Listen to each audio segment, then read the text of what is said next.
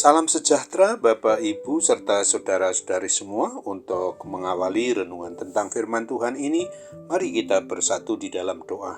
Tuhan Allah Bapa di surga yang memelihara hati, akal, dan pikiran kami umat manusia, berfirmanlah kepada kami sebab kami bersedia untuk mendengar, dan atas pertolongan Roh Kudus mampukan kami agar boleh melaksanakan hidup ini sesuai dengan kebenaran firman-Mu. Dalam nama Tuhan Yesus kami bermohon kepadamu. Amin. Sebagai nas renungan firman Tuhan hari ini diambil dari Yohanes 3 ayat 28 dan 30 yang berbunyi, "Kamu sendiri dapat memberi kesaksian bahwa aku telah berkata, aku bukan Mesias, tetapi aku diutus untuk mendahuluinya. Ia harus makin besar, tetapi aku harus makin kecil." Sebagai tema yang diangkat dari nas renungan kita adalah umatnya jangan pernah mengambil alih kemuliaan Tuhan Yesus.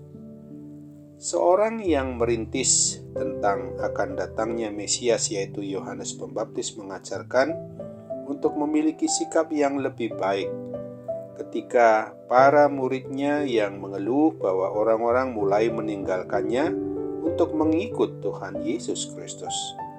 Yohanes Pembaptis berkata bahwa aku justru senang mendengar hal itu.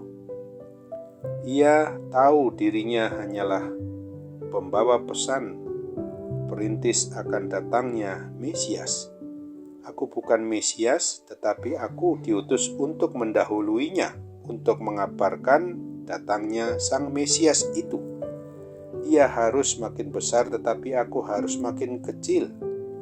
Yohanes sadar bahwa tujuan utama keberadaan dirinya adalah memberitakan Tuhan Yesus Kristus. Tuhan Yesus adalah yang datang dari atas, dari surga. Anak Allah yang menyerahkan hidupnya bagi kita umat manusia. Dialah yang patut untuk menerima segala hormat, pujian, penyembahan, kemuliaan atas diri Tuhan Yesus Kristus, wujud Allah yang secara manusiawi hadir di tengah kehidupan umat manusia. Perhatian apapun yang ditujukan kepada diri kita akan mengalihkan perhatian yang seharusnya tertuju hanya kepada Tuhan Allah Bapa kita saja. Oleh karena Dialah satu-satunya juru selamat kita dan satu-satunya harapan bagi dunia yang berdosa di hadapan Allah yang Maha Kudus itu, maka kemuliaan yang kita ambil alih atau yang kita curi daripadanya justru akan merugikan diri kita sendiri. Kiranya kita mau menjadi semakin kecil dan tidak mencuri atau mengambil kemuliaan Tuhan Yesus Kristus itu. Itulah yang layak dan terbaik baginya, bagi dunia dan bagi kita umatnya. Sesungguhnya kapan kita bisa tergoda mengambil kemuliaan yang seharusnya hanya sebagai milik Tuhan Yesus Kristus saja? Kita dipanggil untuk mengambil sesuatu yang sungguh-sungguh sebagai contoh dan teladan daripadanya.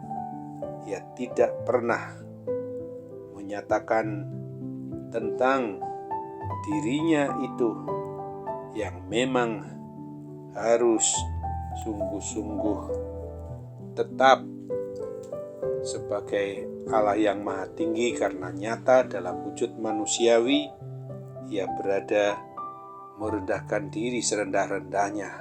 Kesetaraannya dengan Allah Bapa tidak pernah dipertahankannya.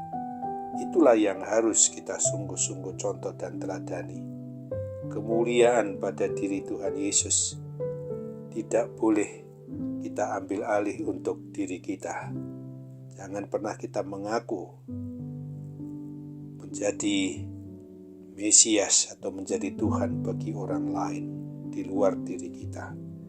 Sesungguhnya kita memang harus benar-benar merasakan bahwa kita dipanggil untuk mengembalikan perhatian seseorang kepada Tuhan Yesus itu, sebab Dialah yang memang layak untuk disembah, dipuji, dan dimuliakan. Amin. Mari kita kembali bersatu dalam doa.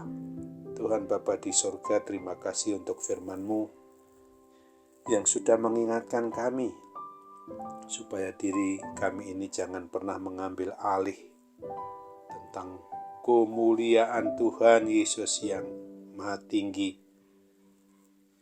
agar kami boleh menjadi jalan berkat keselamatan bagi orang yang memang belum menerima Dia sebagai satu-satunya Tuhan dan Juru Selamat umat manusia.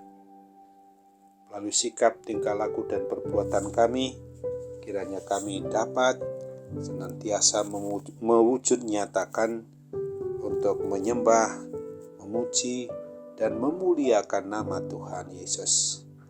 Terlebih ketika kami dalam kondisi harus mengalami sakit penyakit apapun pada saat ini, supaya kami jangan pernah untuk merasakan ada kuasa lain yang sanggup untuk memakai dokter, perawat, maupun petugas medis, dan juga obat-obatan itu seolah-olah itulah yang memang memberikan sarana kesembuhan bagi kami, tetapi itu tetap sarana, bukan yang menyembuhkan.